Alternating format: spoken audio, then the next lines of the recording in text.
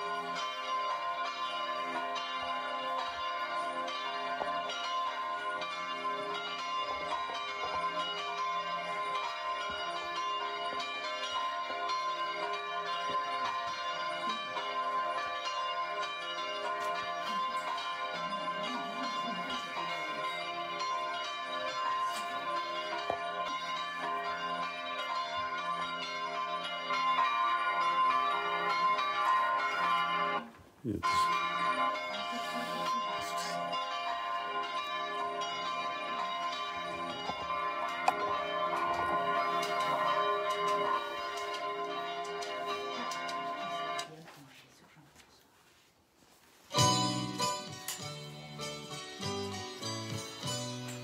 Peuple de l'Alliance, ton Dieu te fait signe.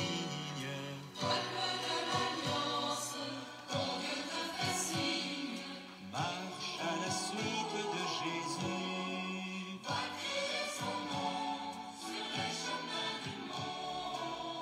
Chers paroissiens du secteur d'Arlon, chers amis internautes, comme tous les dimanches depuis les restrictions sanitaires, l'oratoire Saint-Valentin a le bonheur de vous accueillir pour vivre malgré tout ensemble la messe en direct, aujourd'hui celle du 3e dimanche de Carême, année B pour les puristes.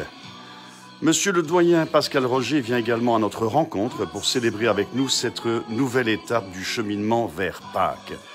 Aujourd'hui, Jésus se rend au temple et renverse les comptoirs des marchands. Il s'enflamme face au détournement de ce lieu sacré. Sa parole n'a rien d'un propos doux ou mièvre, c'est une parole radicale, c'est-à-dire qu'elle touche à la racine des êtres et des choses. Elle interroge, débusque les faux semblants, renverse les puissances de pacotille et dénonce l'utilisation qu'on peut faire de Dieu. Le lieu de Dieu, c'est l'être humain lorsqu'il se laisse façonner par son Créateur. Et ce lieu, nulle puissance ne saura le détruire.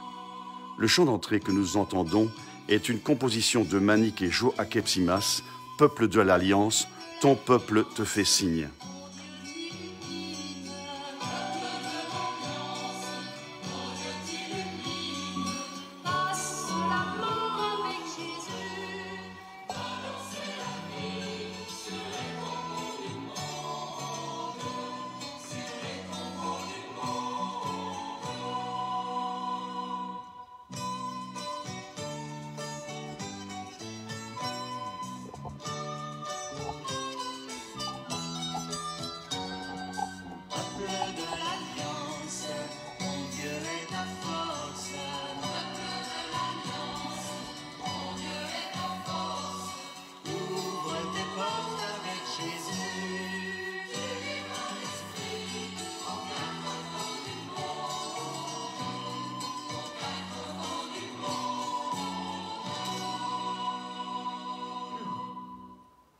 Au nom du Père et du Fils et du Saint-Esprit, la grâce de Jésus notre Seigneur, l'amour de Dieu notre Père et la communion de l'Esprit Saint soient toujours avec vous. Et avec votre esprit.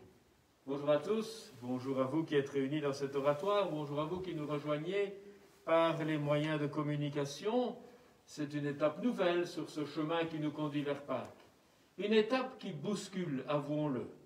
Le petit Jésus bien sage est tout à fait différent aujourd'hui dans ce récit où nous le voyons même assez violent, reconnaissons-le, puisqu'il chasse vigoureusement les marchands du temple. Mais que veut-il nous dire? Quel est le sens du mystère que nous allons célébrer et qui tient à sa personne? Voilà le grand défi de ce dimanche, découvrir qui il est vraiment et où il veut nous guider. Au début de cette Eucharistie, tenons-nous en vérité devant lui et reconnaissons que nous aussi, nous avons besoin de faire un peu le ménage dans notre vie, dans notre cœur, accueillons son pardon. Je confesse à Dieu Tout-Puissant, je reconnais devant mes frères que j'ai péché en pensée, en parole, par action et par omission. Oui, j'ai vraiment péché. C'est pourquoi je supplie la Vierge Marie, et les anges et tous les saints, et vous aussi mes frères, de prier pour moi le Seigneur notre Dieu. Seigneur Jésus, toi qui connais notre faiblesse, prends pitié de nous.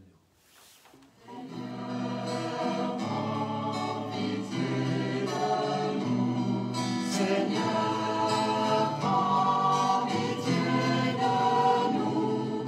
Seigneur, prends pitié de nous. Ô Christ venu dans le monde, appeler tous les pécheurs, prends pitié de nous. Ô Christ, prends pitié de nous. Ô Christ, prends pitié de nous.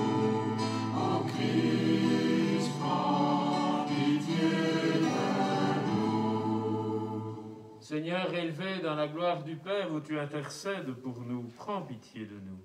Seigneur, prends pitié de nous. Seigneur, prends pitié de nous. Seigneur, prends pitié de nous. Que Dieu Tout-Puissant nous fasse miséricorde, qu'il nous pardonne nos péchés et nous conduise à la vie éternelle. Amen. Unissons nos cœurs dans une même prière. Tu es la source de toute bonté, Seigneur, et toute miséricorde vient de toi. Tu nous as dit comment guérir du péché par le jeûne, la prière et le partage. Écoute l'aveu de notre faiblesse. Nous avons conscience de nos fautes. Patiemment, relève-nous avec amour. Par Jésus, le Christ, notre Seigneur et notre Dieu, qui vit et règne avec toi et l'Esprit Saint pour les siècles des siècles. Amen.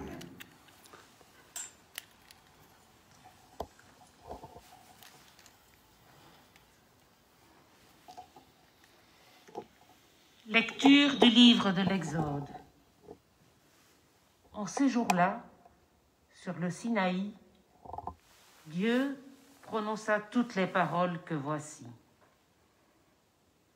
Je suis le Seigneur ton Dieu, qui t'ai fait sortir du pays d'Égypte, de la maison d'esclavage. Tu n'auras pas d'autre Dieu en face de moi. Tu ne feras aucune idole, aucune image de ce qui est là-haut dans les cieux, ou en bas sur la terre, ou dans les eaux par-dessous la terre. Tu ne te prosterneras pas devant ces dieux pour leur rendre un culte. Car moi, le Seigneur ton Dieu, je suis un Dieu jaloux. Chez ceux qui me haïssent, je punis la faute des pères sur les fils, jusqu'à la 3e et la 4e génération. Mais ceux qui m'aiment et observent mes commandements, je leur montre ma fidélité jusqu'à la 1000e génération. Tu n'invoqueras pas en vain le nom du Seigneur ton Dieu, car le Seigneur ne laissera pas impuni celui qui invoque en vain son nom. Souviens-toi du jour du sabbat pour le sanctifier. Pendant 6 jours, tu travailleras et tu feras tout ton ouvrage. Mais le 7e jour est le jour du repos, sabbat, en l'honneur du Seigneur ton Dieu. Tu ne feras aucun ouvrage, ni toi, ni ton fils, ni ta fille, ni ton serviteur, ni ta servante, ni tes bêtes, ni l'immigré qui est dans la ville. Car en 6 jours, le Seigneur a fait le ciel, la terre, la mer et tout ce qu'ils contiennent. Mais il s'est reposé le 7e jour. C'est pourquoi le Seigneur a béni le jour du sabbat et l'a sanctifié. Honore ton père et ta mère, afin d'avoir longue vie sur la terre que te donne le Seigneur ton Dieu. Tu ne commettras pas de meurtre, tu ne commettras pas d'adultère, tu ne commettras pas de vol, tu ne porteras pas de faux témoignages contre ton prochain, tu ne convoiteras pas la maison de ton prochain, tu ne convoiteras pas la femme de ton prochain, ni son serviteur, ni sa servante, ni son bœuf, ni son âne, rien de ce qui lui appartient. Parole du Seigneur. Nous rendons grâce à Dieu.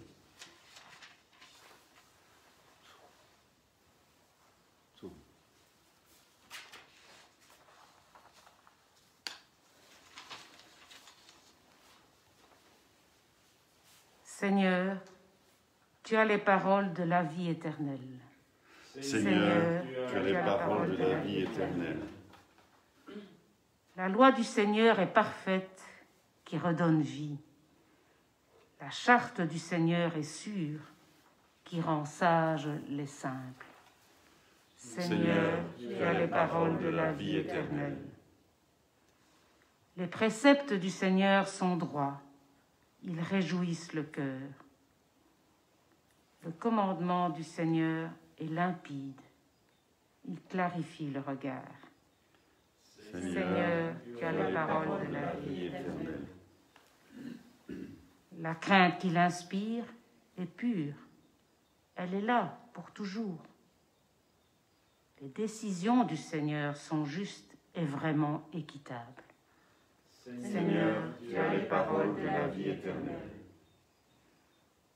Plus désirable que l'or, qu'une masse d'or fin, plus savoureuse que le miel qui coule des rayons. Seigneur, tu as les paroles de la vie éternelle.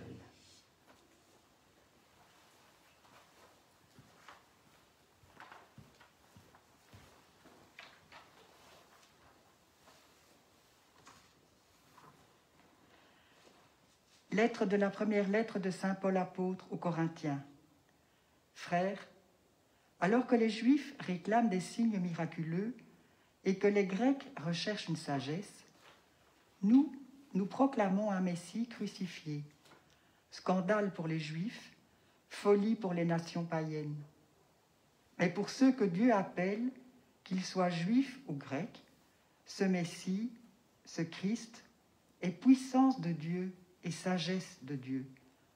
Car ce qui est folie de Dieu est plus sage que les hommes, et ce qui est faiblesse de Dieu est plus fort que les hommes. Ta parole, Seigneur, est vérité, et ta loi délivrance.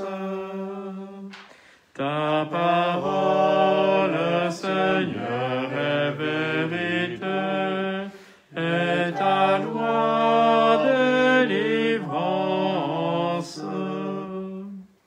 Dieu a tellement aimé le monde qu'il a donné son Fils unique, afin que ceux qui croient en lui aient la vie éternelle. Ta parole, Seigneur, est vérité, et ta loi délivrance.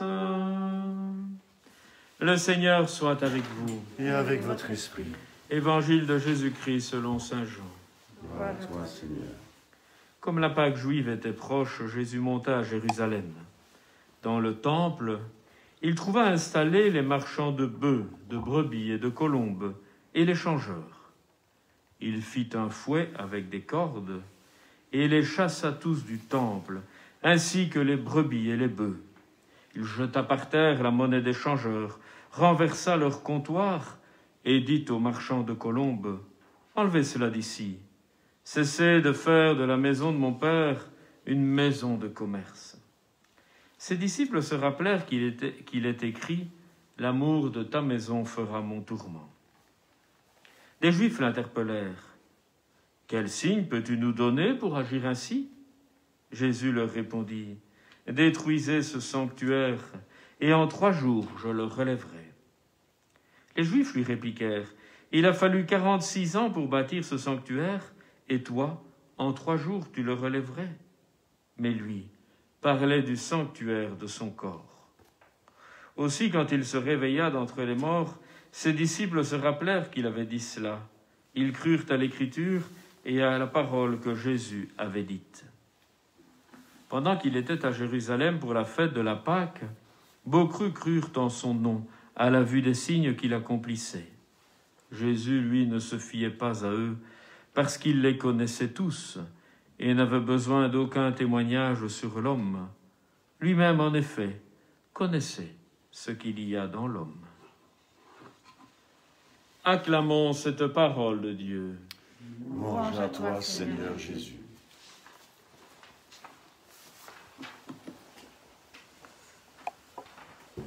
Cela fait près d'une année que quasi chaque semaine, nous avons l'énoncé de directives qu'il nous faut suivre pour respecter les normes de ce confinement. Des directives qui, parfois, reconnaissons-le, pèsent sur nos épaules, qui ne nous est pas toujours facile d'accepter. Et nous sommes dans une Belgique qui a sans doute l'arsenal législatif le plus complexe que l'on puisse trouver. Dans le temps, nous disions que tout citoyen était censé connaître la loi. Je vous défie aujourd'hui de trouver quelconque juriste capable de prétendre qu'il connaît toute la loi en Belgique. Néanmoins, la loi est importante. Elle nous permet de vivre ensemble. En effet, lorsqu'un pays prend son indépendance, que fait-il d'abord, sinon se donner une constitution qui est la référence absolue pour toute organisation législative. Et la Constitution participe à la conscience de ce peuple qui s'émancipe. Au sortir d'Égypte, Moïse a derrière lui non pas un peuple constitué, mais une horde d'esclaves. Ce peuple hébreu, qui s'était réfugié de la famine en Égypte, petit à petit avait été abusé et était devenu finalement un instrument au service de la puissance égyptienne et souvent malmené par ses chefs de corvée. À la suite de Moïse, il s'émancipe, mais s'engageant dans le désert, on ne peut compter que sur le leadership de Moïse pour le réunir, pour le tenir ensemble, pour permettre que ce peuple ait vraiment des relations sereines.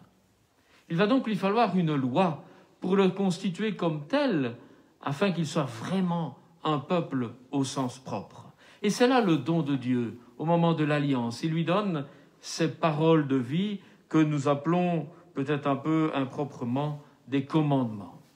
Des paroles de vie qui, évidemment, avec le temps, vont se multiplier, vont se traduire dans une multitude de commandements. Des paroles de vie étonnantes, parce que si on les appelle paroles de vie, c'est parce qu'elles permettent effectivement au peuple de vivre ensemble, de quitter des rapports sociaux marqués par une forme de sauvagerie ou de barbarie et en arriver à une certaine justice, à une certaine équité. Paroles de vie qui d'abord, par 2 affirmations, invoquent d'une part le monothéisme, l'affirmation du Dieu unique. Le peuple d'Israël, ce qui était tout à fait original à cette époque, est un peuple qui croit en un seul Dieu, qui met sa confiance en Dieu. Et d'autre part, une autre parole affirmative qui invite à honorer son père et sa mère. Et nous le savons bien, dans toute la grande tradition biblique, honorer ses parents signifie honorer toute sa tradition, toute sa lignée, tout l'héritage reçu de sa famille, tout l'héritage reçu de son peuple. Et puis une série d'interdits, en tout cas a priori, et qui sont pourtant extrêmement libérateurs. Il s'agit de se libérer du travail excessif par le sabbat, de se libérer d'une dépendance à vouloir tout acquérir. Il ne s'agit pas de vouloir ni les biens de son voisin, ni sa femme, ni ses serviteurs, etc. Il ne s'agit pas d'affirmer son pouvoir, C'est un chemin de liberté, de libération qui est proposé par Dieu dans le cadre de la première alliance. Avec Jésus, c'est une alliance nouvelle qui est scellée, et qui est scellée de manière déterminante. Désormais, Dieu est uni à l'humanité d'une manière qu'on ne puisse pas révoquer. Il s'est fait homme, tout simplement. Et il annonce la loi nouvelle, et cette loi nouvelle, c'est la loi de l'amour, aimer Dieu, aimer son prochain.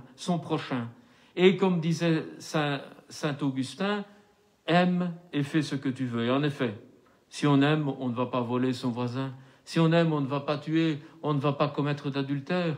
L'amour est pur, l'amour est droit, l'amour invite toujours à l'intégrité. Voilà la loi nouvelle qui est inaugurée par Jésus et qui ne contredit en rien la loi de la première alliance. Et pourtant, nous sommes étonnés par l'agir de Jésus dans l'évangile que nous venons de lire. Je me souviens d'une retraite de jeunes où on avait fait dessiner une silhouette représentant Jésus et on invitait chacun à dire un peu qui était Jésus pour lui, et une jeune fille de me dire « J'en ai marre de ce Jésus doucereux, de ce Jésus un peu bisounours, toujours gentil avec tout le monde. » Et je lui avais répondu « Es-tu sûr que tu as bien lu l'Évangile ? Car le mien n'est pas tout à fait à l'image de ce que tu me décris là. » Et la page que nous venons de lire le montre bel et bien extrêmement déterminé. Ce qui est très intéressant, c'est que cet extrait d'Évangile, on le retrouve dans les 4 évangélistes, ce qui n'est pas fréquent, même chez Jean. D'ailleurs, nous l'avons entendu dans le propos de Jean. Alors, les 3 premiers, les synoptiques, Marc, Matthieu et Luc, que souvent on peut mettre un peu en colonne et comparer, situent ce récit plutôt à la fin du ministère de Jésus, lorsque la polémique s'est un peu accentuée avec les autorités de ce temps, lorsque l'on voit poindre à l'horizon la croix. Pour Jean, il en est tout autrement. Il place ce récit au début, juste après le premier signe, c'est-à-dire le signe de Cana.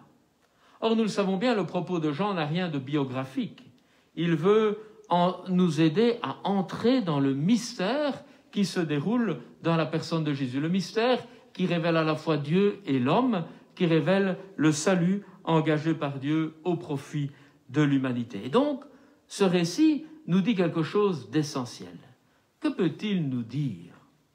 Les disciples ont interprété cela en invoquant déjà le mystère de la croix. En 3 jours, je le relèverai. Cela évoque le mystère pascal par excellence. Si l'on tue le Fils de Dieu, il se relèvera par la résurrection. Mais peut-être que cela nous dit quelque chose du temple nouveau. Alors nous savons bien, dans ce peuple qui pérégrinait dans le désert du Sinaï, il y avait la tente de la rencontre. La tente de la rencontre, c'était le signe de la fidélité de Dieu à son peuple, de la présence de Dieu à son peuple. Le temple de Jérusalem vient finaliser cela au cœur du peuple désormais sédentarisé. Le temple est le signe de la présence de Dieu à son peuple. Avec Jésus, on n'a plus besoin de pierre. Le signe le plus ostensible de la présence de Dieu à l'humanité, c'est cette alliance nouvelle. C'est Jésus lui-même qui est le signe de cela.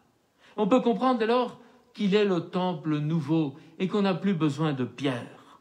Alors vous allez me dire, mais pourquoi se tourmente-t-il autant alors pour ce temple de pierre envahi par les marchands ? D'abord, parce qu'il dénigre l'image de Dieu. Dieu n'a rien d'un marchand. Le rapport que nous avons à avoir avec lui n'a rien de mercantile. Il ne s'agit pas de lui offrir des holocaustes dans l'espoir d'attirer ses grâces, comme pour les dieux païens. Jésus nous invite à une juste relation à un Dieu qui est d'abord miséricorde, à un Dieu qui se donne, à un Dieu qui nous veut heureux.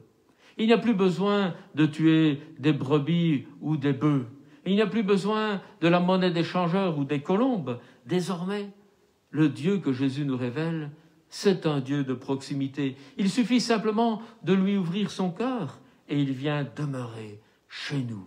Il fait finalement de notre cœur son temple. Il fait de notre humanité son sanctuaire le plus noble. Les disciples sont interpellés par cette phrase de l'Écriture qui leur revient l'amour de ta maison fera mon tourment. Est-ce que ce serait la devise des sacristains?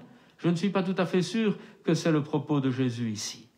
L'amour de ta maison, moi je l'entendrais plus volontiers dans le sens de la maison telle que l'évoque toute l'Écriture, la maison de David, la maison d'Abraham, c'est-à-dire la lignée, la famille, le peuple. L'amour de l'humanité fait le tourment du Fils de Dieu. C'est pour cela qu'il vient, c'est pour cette humanité qu'il se donne généreusement. Voilà le sens que Jean nous fait découvrir du mystère qui est en train de se jouer là sous nos yeux. Le Fils de Dieu est désormais le nouveau temple. Lui, il vient par amour pour cette humanité, renverser ce qui encombre nos vies, ce qui nous rend esclaves, les idoles de nos existences qui nous tenaillent, cet amour de puissance ou d'avoir qui vient encombrer nos existences et qui ne nous permet pas de l'accueillir lui et de faire place à nos frères. On comprend dès lors pourquoi la liturgie a placé ce récit sur ce cheminement du carême.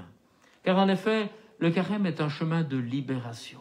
Nous sommes invités à faire le grand ménage dans notre cœur, pour laisser place au Seigneur, pour lui laisser nous aider à découvrir quel est le vrai visage du Père, un Dieu de tendresse, de miséricorde, avec qui il n'est pas question de marchander, mais simplement de se tenir en sa présence et d'entretenir avec lui des relations d'intimité. Il nous invite à le reconnaître présent dans nos vies et à faire de notre cœur son sanctuaire. Amen.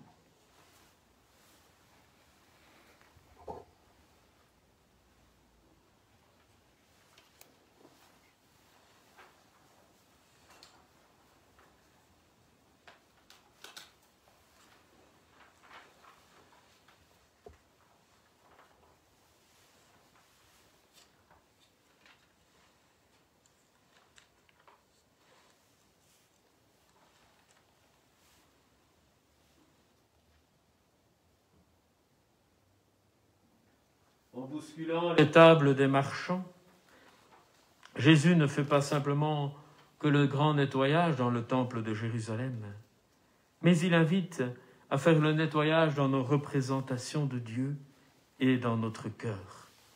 Il nous propose de découvrir le vrai visage de son Père qui est un Dieu de tendresse et d'amour, d'entrer dans le mystère de sa mission qui est mission de vie et de bonté, de miséricorde, et nous laisser animer par l'Esprit qui nous rend capables ensemble aujourd'hui de confesser la foi de notre baptême.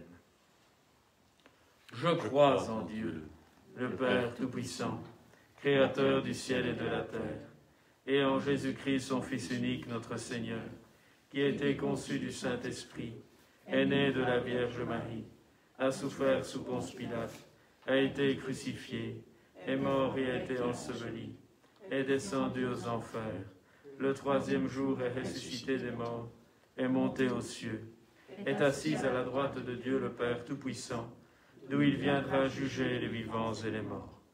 Je crois en l'Esprit Saint, à la Sainte Église catholique, à la communion des saints, à la rémission des péchés, à la résurrection de la chair, à la vie éternelle. Amen.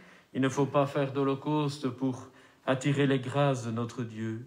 Il suffit de faire une brèche dans notre cœur et il le comblera de son amour. Présentons-nous devant lui avec toutes les intentions de notre Église, de notre monde. Dans la foi, nous voulons te rencontrer. Reçois nos prières qui montent ainsi vers toi. Le sanctuaire de Dieu, c'est l'être humain. Prions pour que les petits, les personnes handicapées, défavorisées, les migrants soient respectés pleinement en tant qu'êtres humains. Pour que, lorsque nous les rencontrons, nous leur révélions leur dignité. Prions le Seigneur. Dans la foi, nous voulons te rencontrer. Reçois nos prières qui montent ainsi vers toi. Prions pour les personnes qui méprisent ou abîment leur corps, qu'elles découvrent leur vraie valeur dans le cœur de Dieu et dans le regard de personnes bienveillantes. Prions le Seigneur. Seigneur uni dans la foi, nous voulons te rencontrer. Reçois nos prières qui montent ainsi vers toi. Prions pour nos communautés éclatées en ces temps de confinement. Qu'elles retrouvent la fidélité à la prière et à l'Eucharistie comme vrai lieu de la présence de Dieu. Prions le Seigneur. Seigneur uni dans la foi, nous voulons te rencontrer. Reçois nos prières qui montent ainsi vers toi. Prions pour nos responsables politiques, qu'ils prennent les bonnes décisions pour le bien de la population, à la fois pour la préserver de la contamination et pour lui redonner courage et espoir. Prions le Seigneur. Seigneur uni dans la foi, nous voulons te rencontrer. Reçois nos prières qui montent ainsi vers toi. Faisons quelques instants silence pour laisser monter vers Dieu nos intentions plus personnelles.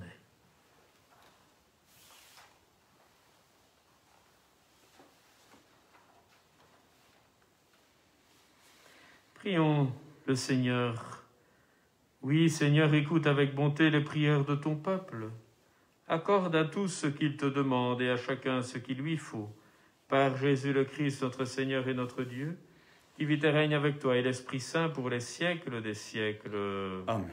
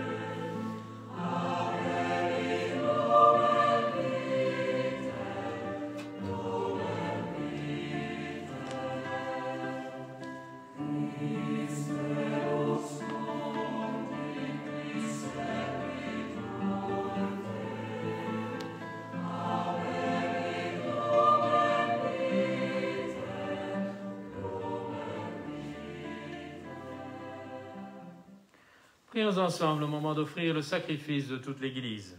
Pour la gloire de Dieu et le salut du monde. Que cette Eucharistie nous obtienne, Seigneur, à nous qui implorons ton pardon, la grâce de savoir pardonner à nos frères. Nous te le demandons par Jésus le Christ, notre Seigneur et notre Dieu, qui vit et règne avec toi et l'Esprit Saint pour les siècles des siècles. Amen. Le Seigneur soit avec vous. Et avec votre esprit. Élevons notre cœur. Nous le tournons vers le Seigneur. Rendons grâce au Seigneur notre Dieu. Cela est juste et bon. Vraiment, il est juste et bon de te rendre gloire, de t'offrir notre action de grâce toujours et en tout lieu, à toi, Père très saint, Dieu éternel et tout-puissant, par le Christ notre Seigneur. Vraiment, nous nous tournons vers toi, car tu nous fais grandir d'un grand désir, d'éveiller la foi dans notre cœur, qu'elle fasse naître l'amour même que tu nous offres en abondance. Voilà pourquoi le ciel et la terre t'adorent. Ils te chantent leur hymne toujours nouveau. Et nous-mêmes, unissant nos voix à celles des anges et des saints, nous t'acclamons d'un seul cœur.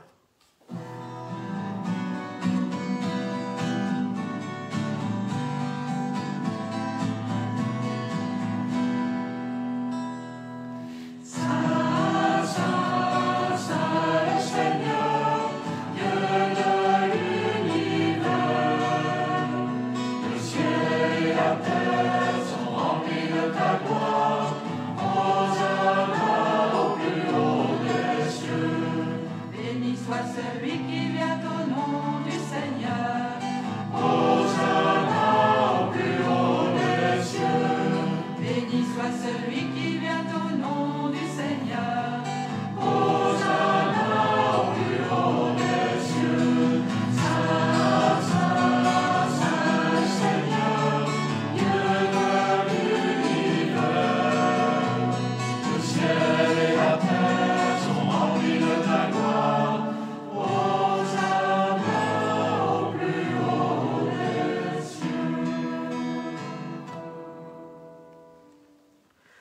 Dieu de l'univers, nous te rendons grâce pour Jésus, ton Fils, venu dans notre monde en ton nom.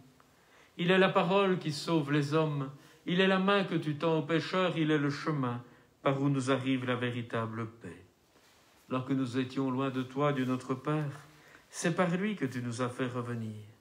C'est lui, ton propre Fils, qui a été livré au pouvoir des hommes, afin que nous soyons par sa mort en paix avec toi et entre nous. Aussi pouvons-nous maintenant célébrer en reconnaissance le mystère de cette réconciliation qu'il nous a lui-même obtenue. Nous t'en prions, Père, sanctifie ces offrandes par la puissance de ton Esprit, alors que nous accomplissons ce que Jésus nous a dit de faire. Au cours du repas qu'il partageait avec ses disciples, avant de s'offrir pour notre libération, il prit le pain, il rendit grâce, il le rompit et le donna à ses disciples en disant « Prenez et mangez-en tous, ceci est mon corps, livré pour vous. »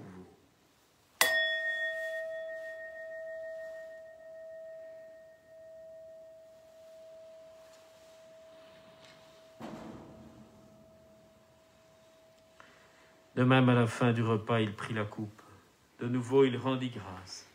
Puis il la donna à ses disciples en disant « Prenez et buvez-en tous, car ceci est la coupe de mon sang, le sang de l'alliance nouvelle et éternelle, qui sera versé pour vous et pour la multitude en rémission des péchés.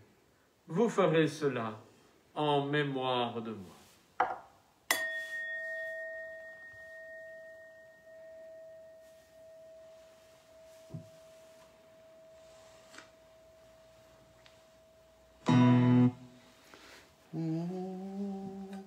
Proclamons le mystère de la foi.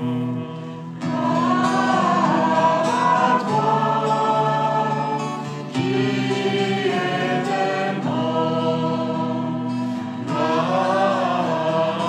toi, qui est vivant, notre Sauveur et notre Dieu. Viens, Seigneur Jésus. Père très bon, ton Fils a laissé à ton Église ce mémorial de son amour. En rappelant ici sa vie donnée, sa mort et sa résurrection, nous te présentons cette offrande qui vient de toi. Accepte aussi chacune de nos vies avec celle de ton bien-aimé. Donne-nous dans ce repas ton Esprit Saint, qu'il fasse disparaître toute entrave en nos vies, tout ce qui empêche notre liberté de te suivre vraiment, toutes les causes de nos divisions, qui nous établissent dans ce commandement merveilleux de l'amour, en communion avec le pape François, auquel nous pensons tout particulièrement alors qu'il est en Irak pour un voyage de grande importance pour la paix et le dialogue interreligieux. En communion avec notre évêque Pierre, le collège des évêques et ton peuple tout entier. Fais de ton Église en ce monde le signe visible de l'unité et de la paix. Et comme tu nous rassembles ici dans la communion de la bienheureuse Mère de Dieu, la Vierge Marie, de Saint Joseph, son époux, des apôtres, des martyrs, de Saint Valentin et tous les saints du ciel, autour de la table de ton Christ, daigne rassembler un jour les hommes et les femmes de tout pays et de toute langue, de toute origine et de toute culture au banquet de ton royaume. Alors nous pourrons célébrer l'unité enfin accomplie et la paix définitivement acquise par Jésus, le Christ notre Seigneur. Avec lui et en lui, à toi Dieu le Père Tout-Puissant, dans l'unité du Saint-Esprit, tout honneur et toute gloire, pour les siècles des siècles. Amen.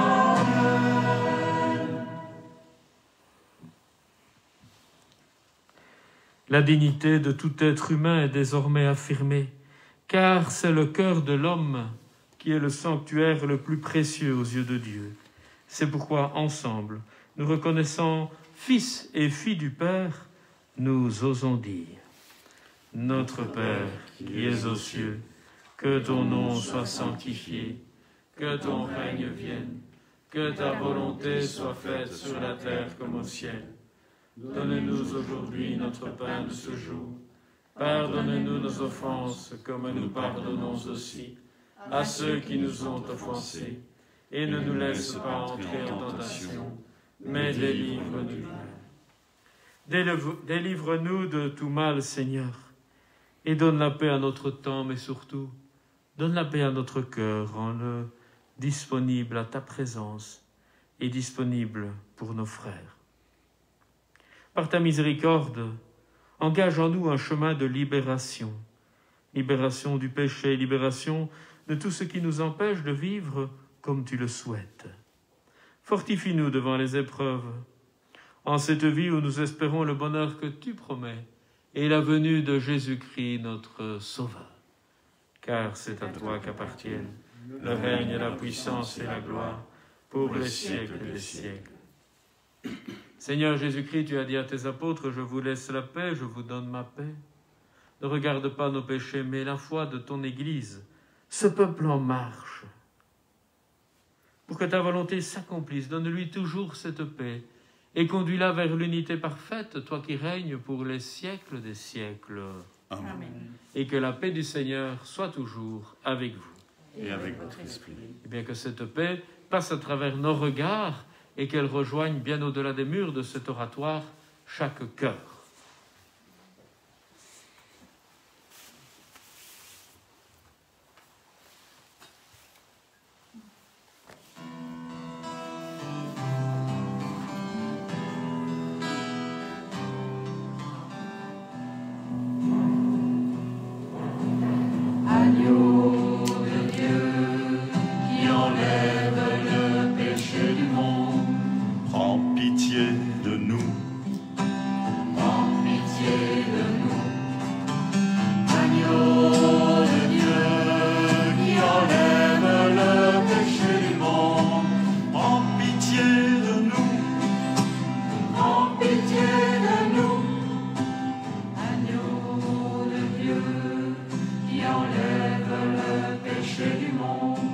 Donne-nous la paix, donne-nous la paix.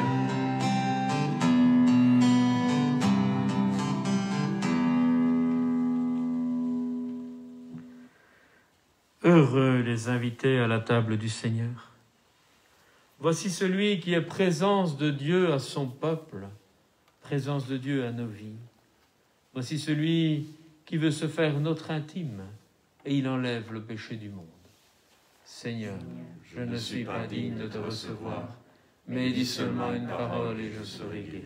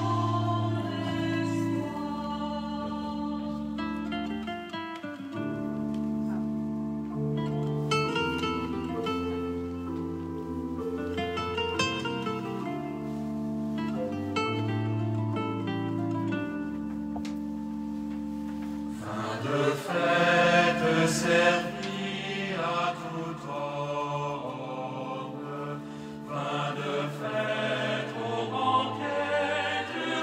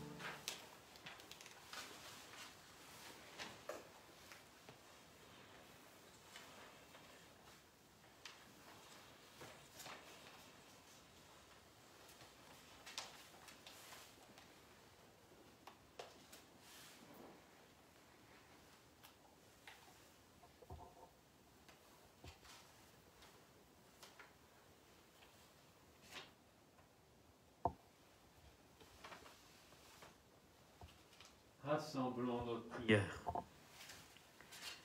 Que notre communion à ton sacrement, Seigneur, purifie chacun d'entre nous et réalise notre unité, nous te le demandons, par Jésus le Christ, notre Seigneur et notre Dieu, qui vit et règne avec toi et l'Esprit Saint pour les siècles des siècles. Amen.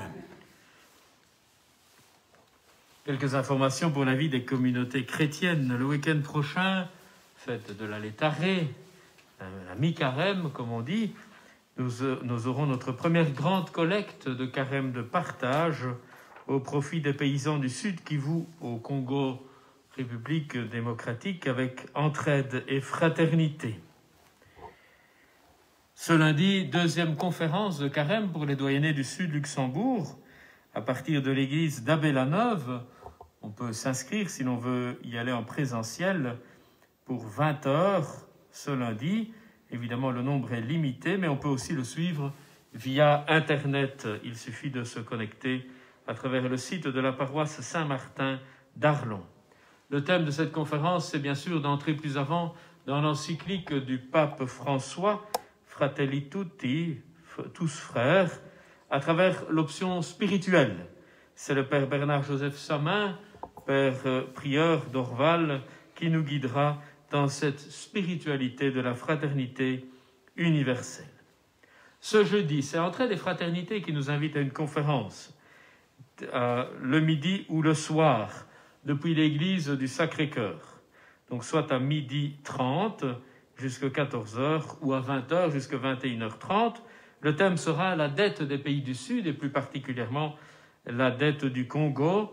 Entraide des fraternités s'est engagé résolument en réponse à l'invitation du pape à faire pression sur les États pour qu'ils annulent la dette des pays les plus pauvres, qui est pour eux vraiment une entrave à leur émancipation.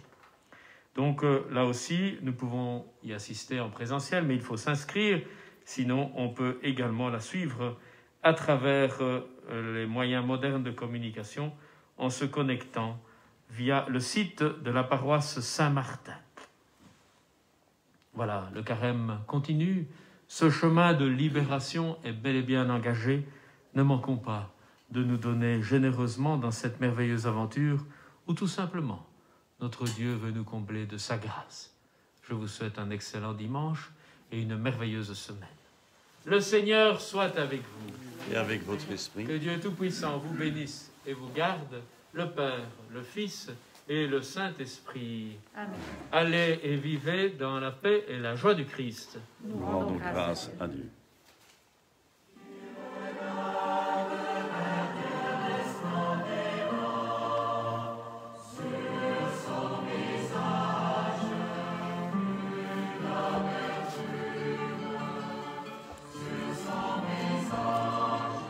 Pour guider notre méditation de cette semaine, quelles sont les formes de puissance qui me paraissent aujourd'hui abusives, injustes, destructrices? Ai-je l'envie et le courage de les dénoncer? Quel acte concret pourrais-je poser afin que le monde soit plus juste, plus fraternel? Nous avons vécu ensemble la messe du 3e dimanche de carême en direct depuis l'oratoire Saint-Valentin de Francem. Vous pouvez réentendre cet enregistrement à volonté en rediffusion sur votre plateforme préférée, Facebook ou YouTube. Merci en tout cas de nous y avoir rejoints. Nous nous retrouverons demain, si vous le voulez bien, en direct depuis l'église Saint-Nicolas de Abbé-la-Neuve pour entendre la 2e conférence du temps de carême que monsieur le doyen nous a évoquée tout à l'heure. La semaine prochaine, le dimanche 14 mars à 10h, nous célébrerons le 4e dimanche du carême, toujours en direct sur Facebook, activité Boguifra. Bonne semaine à tous et excellent dimanche. Vivra